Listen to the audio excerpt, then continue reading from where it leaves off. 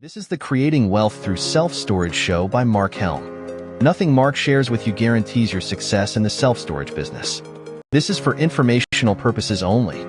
There are no calls to action, and nothing said or implied is a call for investment money into self-storage or any other asset class. You are responsible for your success in the self-storage business or any endeavor in life. Enjoy the show. And here is Mark Helm. Hello, this is Mark Helm, the author of Creating Wealth Through Self-Storage, and I've been in the self-storage business since 1995. Been through a lot of cycles and a lot of ups and downs, and I've watched this industry evolve. And today I want to talk about the 5 mistakes that I see beginners, even some seasoned people make, as they get in or grow their self-storage business. Now, I've made every one of these mistakes, so I'll talk from experience. So thank you for being with me today. And the stakes have never been higher.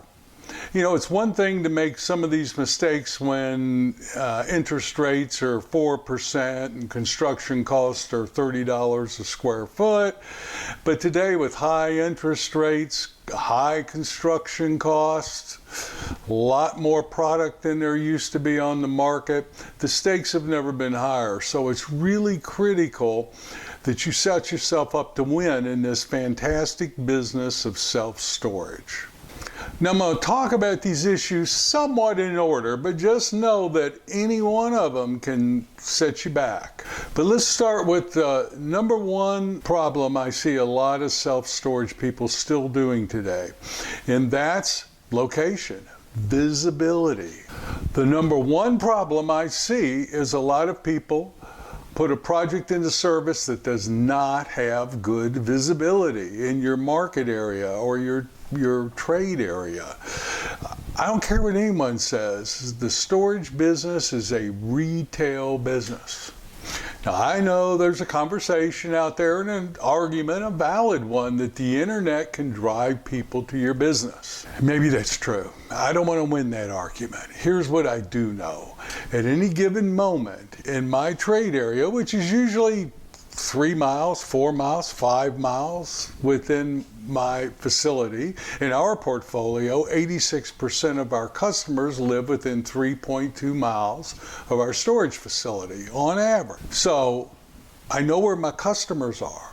I want to be visible to 100% of my customers. Now here's what I know. At any given moment, 10%, 12% are going to need self-storage. Some who need it already have it. But I want 100% if possible of my market area to see me and know where I'm at.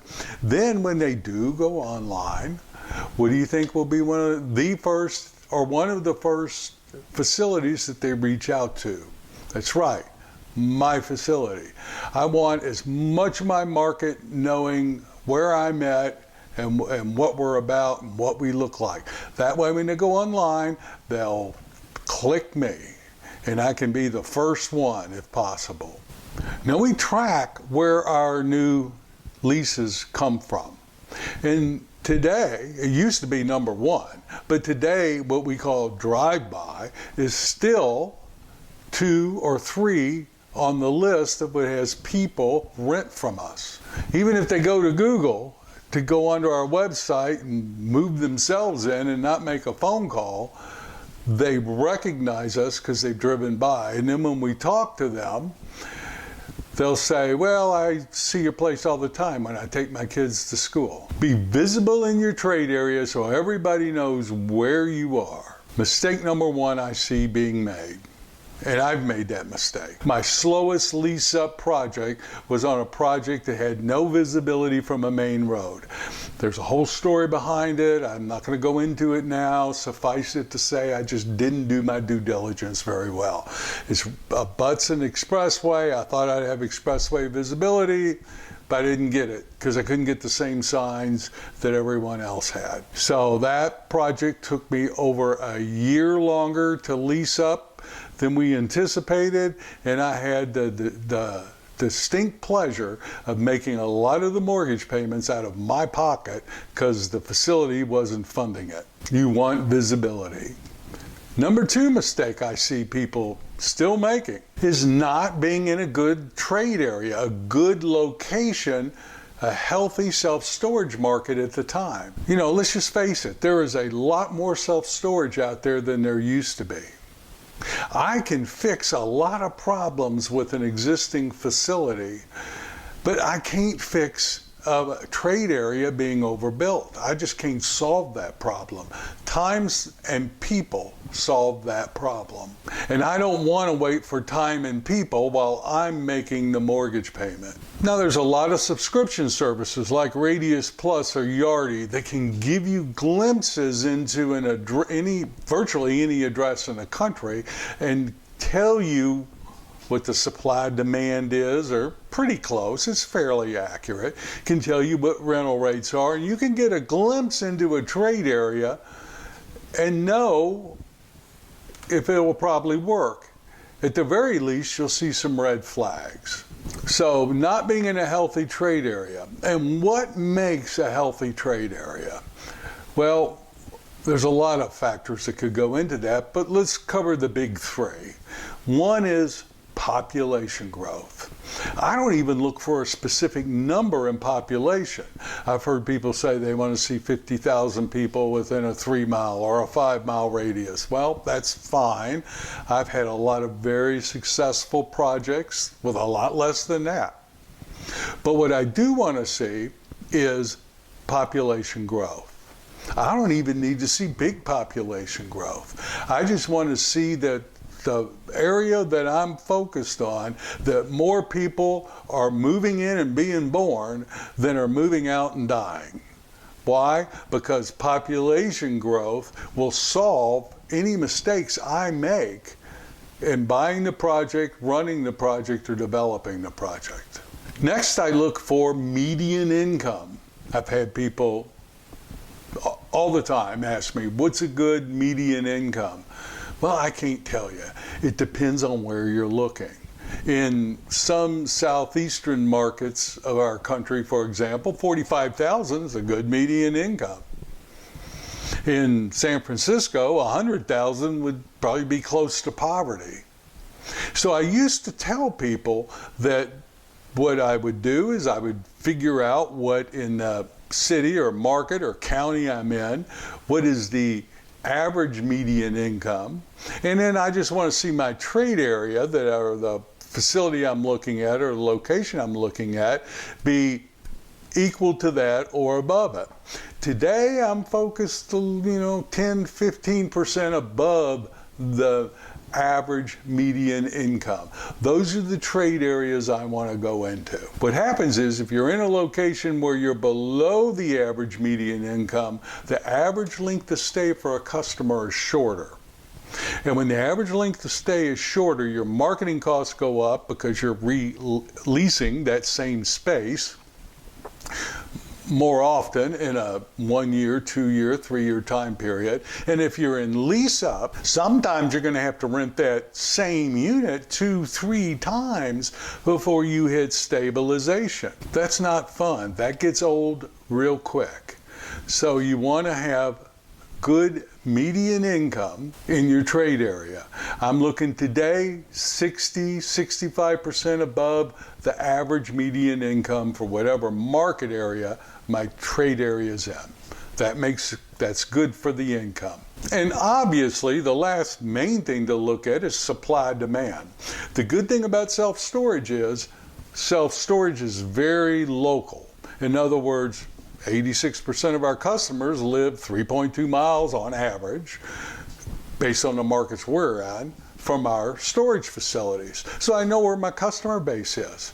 I know how many people are in that trade area. And it's not hard to quantify today how much self-storage is in that trade area. So you can real quickly get a supply-demand ratio, and you'll know if that trade area can absorb more space. And with the subscription services today, I can look in there and I can tell you for a 10 by 10 climate control, for example, what the average rent in that trade area has been for the last 12 months. And I underwrite to that. Now, I hear a lot of people say, but I've got good marketing. Well, great. My experience is you're not going to beat an overbuilt market with good marketing. I've had a lot of people say, well, we'll have better customer service than our competition. Great. You can't pay the mortgage payment with good customer service. You need tenants renting units in your building. And in an overbuilt market today, with the way the competition is and the way the pricing is set up, the only way I have ever successfully seen or brought new people into an overbuilt market is by lowering my rental rates, especially if I'm in lease up. You don't want to put more square footage in an overbuilt market. It gets old very quick. The number 3 error I see is not getting a good feasibility report. Always get a good feasibility report, especially if you're bringing more square footage online. What's a good feasibility report? Well, there's feasibility reports and then there's good feasibility reports. I don't consider a desktop a good feasibility report. I want someone who's trained in how to analyze self-storage. I want them to go to that trade area. I want them to go to the competition. I want them to go pull up records in the county. I want to see what's coming online. And I want them to tell me what the strengths and the weaknesses are of my competition as they see them. I can even get a good unit mix from a good feasibility report. Look, you don't want to skimp on a feasibility report. Yes, I know you can get desktops and whatnot for $3,500. And I know that $8,000 to $10,000 is a lot to spend for a full feasibility report. But I'm not going to make a $4 million, $5 million, $10 million bet on a desktop feasibility report. Whatever the cost of that project is by the time you're done, that's what you're betting if you don't have a good feasibility report. Make sure that it is one that the person doing it is one your lender approves. If you're interested in who I use, you can go to my website, creatingwealththroughselfstorage.com. I have a resource page with a lot of the vendors that I use. Amanda Helfridge on that resource page is my go-to feasibility report person. Now, it has been a long time since I've been able to buy an existing storage facility and just tweak it a little bit and improve it so that I can get the returns I need. They're out there, I just haven't been able to buy one. So I'm always doing a value add play, and usually the value add plays I do include some form of construction, expansion, new construction, or converting an existing building. So I'm usually bringing new square footage into the market, and I want to make dang sure that market can absorb it, and what rental rates I will realistically be able to get. I'm not going to inflate them because I'm good at marketing, or I'm not going to absorb faster than my feasibility report says because I'm good at marketing. I'm going to go with what that feasibility report says, but you got to get a good one. The fourth big mistake I see today, and I would have had this on the list 10 years ago, 7 years ago, is not understanding your competition. The storage business has become very sophisticated today, especially with all types of revenue programs. You've got dynamic pricing, you've got value pricing, you've got all the online marketing that there is to deal with. And it's really critical to be able to get to know what your competition, how sophisticated they are, what they're doing for marketing, and how they're getting new customers in their storage facilities. So if you're in a market, let's say with a lot of sophisticated players, REITs, a lot of funds owning storage, for example, and dynamic pricing is being used to get new customers, you pretty much are going to have to do that today. And you're going to have to underwrite your pro forma to do that, or else you're going to miss your revenue numbers significantly. So understanding the competition, what it's doing, that's critical. The old days of just going to a website, looking at your competition's prices for a 10 by 10, take one or two facilities. Usually people will look for the highest rate they can see, and that's the one they use in their underwriting. Those days are over. That's one of the good things about at least the subscription service we use, Radius Plus. I can tell you what the average has been, and I can see trends in that trade area, and I underwrite to those trends. If I've got to give 2 months free, I underwrite the 2 months free.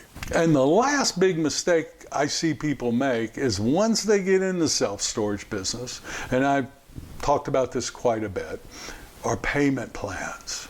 If a customer gets behind and can't pay their bill, don't let them pay half and try to catch up later. The number one rule is never, never, never do a payment plan. How often should you do a payment plan? Never do a payment plan. I can take one look, depending on the software people are using. You can give me a random daily close, and I can look at that, and within 30 seconds, I can tell you if that facility does payment plans. I've seen people with 50, 60, 70% of their potential monthly income dribbling in, gummed up through these payment plans. And I hear, well, it's better to get something than nothing. No, it isn't. You're much better off letting that tenant walk and collecting zero than you are putting them on a payment plan. It's not fair to them. It's not fair to you. It's not fair to the bank. It's not fair to your partners. My suggestion is come up with a policy. Don't use this because it was what ours was. You can make up whatever policy you want. But our policy was when somebody's 30 days and they go into lien, we send the lien notice out and we start the auction process and we call them or text them or email them, whatever it takes to get in contact with them. And we tell them, look, you pay me 50% of what you owe me, you can take your stuff and go. If you can't pay 50% of what you owe me, we're going to auction.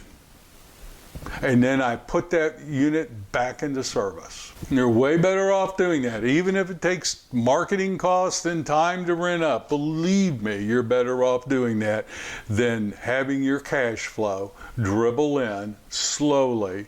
It's the worst thing I've ever seen. Just don't do it. So those are the mistakes I still see people making out there today getting in the self-storage business. It's a fantastic business. Those are mistakes I've made, but the thing is the stakes have never been higher.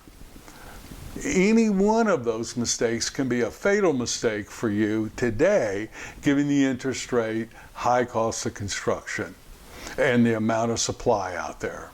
So it's a great business to be in. Just get in smart, get in strategically, and get help in coaching and training if you need it. This business changed the trajectory of my life and my family's life and the lives of many of the people that I've worked with over the years. It can change your life too.